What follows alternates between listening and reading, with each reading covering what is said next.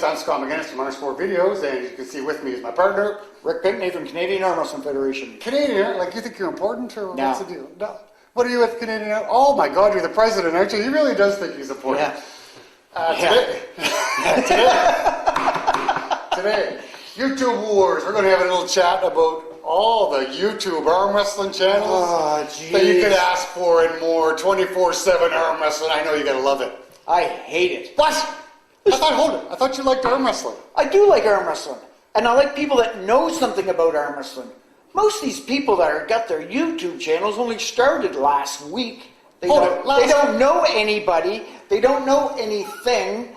But they're coming off like they're just the be-all, end-all of arm wrestling. It's like, what do you really know about arm wrestling? Most of you don't know anything. There's a few out there I really like. I'm not going to promote them right now, but there are a few out there I really like. Most of them can't stand them because they don't know what they're talking about. Oh my God. Like I said, it started last week. Okay, now you're a pro because you got a YouTube channel. How's your YouTube channel? My YouTube channel. When did you start anyway? Hold it. I'm friggin' old. My very first tournament was 1985, and I think you and I actually started filming in 1986, I believe. The earliest tournament I have right here on your ArmsportVideos on YouTube from Nova Scotia Arm Wrestling is 1987. That's the earliest tournament that we have. So you and I started filming, not because YouTube wasn't a thing back then, but we were filming, editing VCR to VCR. So that was the worst thing ever. Trying to friggin', you'd stop, you'd pause, you'd stop, you'd pause. But anyway, we're getting off the track. We are. So in the meantime, YouTube has exploded. Arm wrestling seems to have exploded. Yeah. And there's a ton of guys putting out some great stuff. There's a bunch of them. Don't deny them. There's a handful. There's a handful at best. Most of these guys, they don't know anything, and they're dangerous because they're giving out bad information. They're not even giving out good information. They're bad information. Showing broken arms. What idiot puts a broken arm on a video for everybody to see? Okay, one time, I'm going to agree with him. One time only. Don't get used to this, buddy. I'm not going to agree again. It's ridiculous. I mean, you know what? If you're a knowledgeable guy and you know something about arm wrestling and you can really give something back to the sport, give her. I love that. But most of these guys just don't have that. They can go on, they can talk for an hour about nothing. As Travis Badgen said, all you weirdo camera guys out there, hold it. You're not giving now anything to me. arm wrestling. You have now offended me. It's just brutal. I'm not saying I'm not a weirdo, but oh, you're a camera guy. Travis, you killed me, buddy. You just killed me. See, Travis is worthwhile watching. He's entertaining. Travis doesn't have a show. But he's the only entertaining guy out there. Oh, RVJ's pretty entertaining too. I'll forget that. He's pretty entertaining. RVJ was entertaining before he had a YouTube channel. I watched his diaper one. That was great. A diaper one? What's that got to do with arm wrestling? Nothing, but it was entertaining. Okay, so we have a ton, and there's a glut of arm wrestling related channels. Yes. Okay, and nothing's going on. Yeah. So what do you think is going to happen when tournaments start to really make a comeback and everybody's free to travel? All these experts out there will be putting their 2 cents worth in on everything that they know nothing about. They don't know the competitors. They don't know. And I mean, people are posting challenge matches coming from God knows where on the Canadian site. And it's like, who are these people? Nobody even knows these guys. And you're posting them like they're superstars. Like it's Travis and John Berzink. Who are these guys? We don't know. We don't really care. What do they got? 6 views. Ooh. Hold it now, because I'm putting up a series and we're doing some amateur super matches here. Amateur. Yeah, but nobody knows, nobody cares. But these guys deserve to have their moment in the sun. Sure, in your own country. Why does anybody in Canada really care about some amateur in India? Really? Just like you posting this on an Indian channel. Do you think anybody over there really care about a couple of amateurs from Nova Scotia? Of course they do. It's me.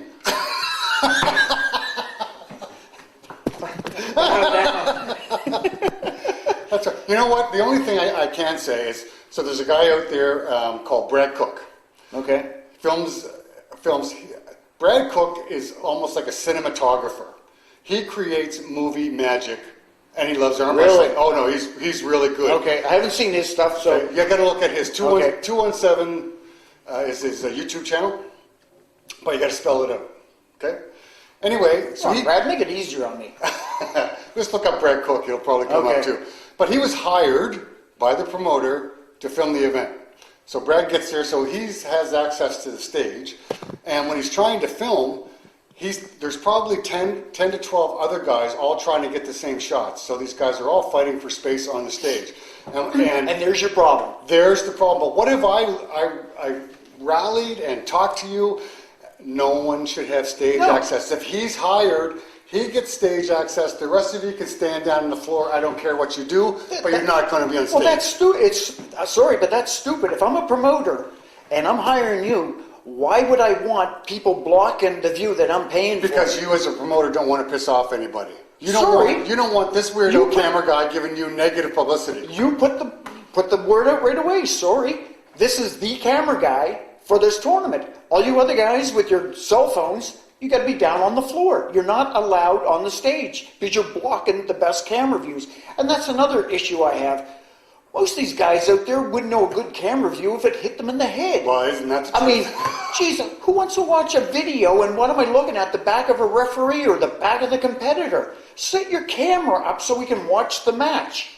Well, that's right. It goes back to, so if Brad Cook is the guy that's hired, I don't care if it's Brad Cook, if it's Uncle John, if it's Gary Roberts, that's who has access to the stage. Absolutely. And that's it. And kick everybody else off the stage, and that's where you're running into the problem. So I'm hiring you, and this guy over here is standing in front of your camera. Why do I bother hiring you? Because I've got no video. No, and now, meanwhile, this guy's on YouTube. Oh, look at the video footage I've got. Well, great. You just ruined everybody else's video footage because you're too arrogant and you walked in front of everybody else's video. I know this particular year. Stop it. Listen to him. This particular year, the IFAs are being held in Orlando. So, being put on by Denise Waddles, Leonard Harkless. So, and I know that a couple of camera people have already been told, no stage access. Absolutely. None. The IFA committee, board, council, whatever it is not going to allow that. It looks bad. It looks terrible. I bitched at you. I was hired to... Yeah, you did bitch at me.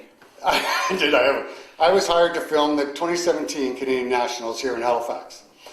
And I bitched at you about all the people being on the stage. We had too many people on the stage. So now... It won't happen again at Nationals.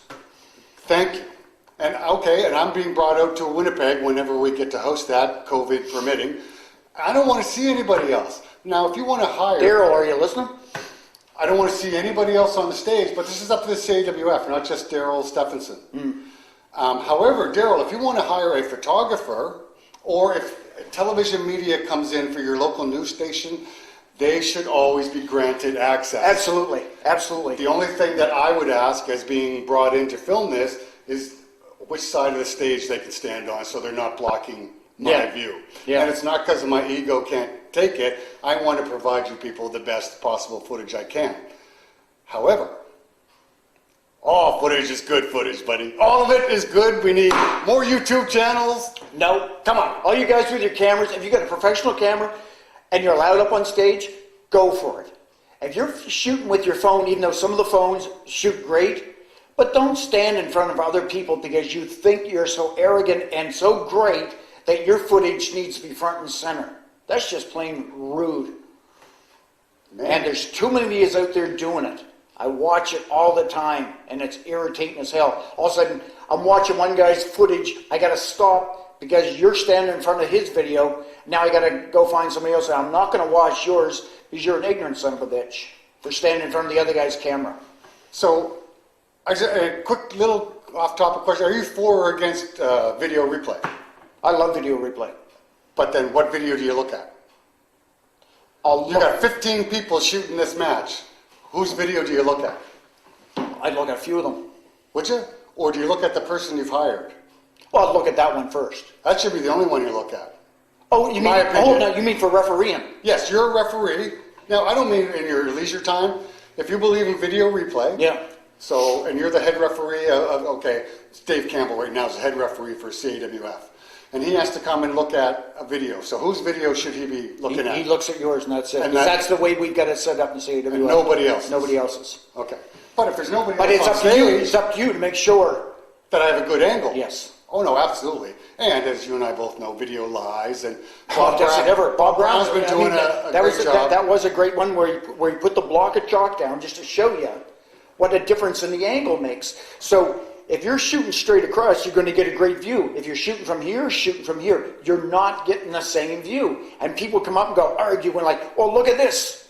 Well, unless it's an elbow foul that comes up here or comes off the back, you can't really tell if a pin is here, whether it's really below the pin line or above the pin line if you're not looking directly across it.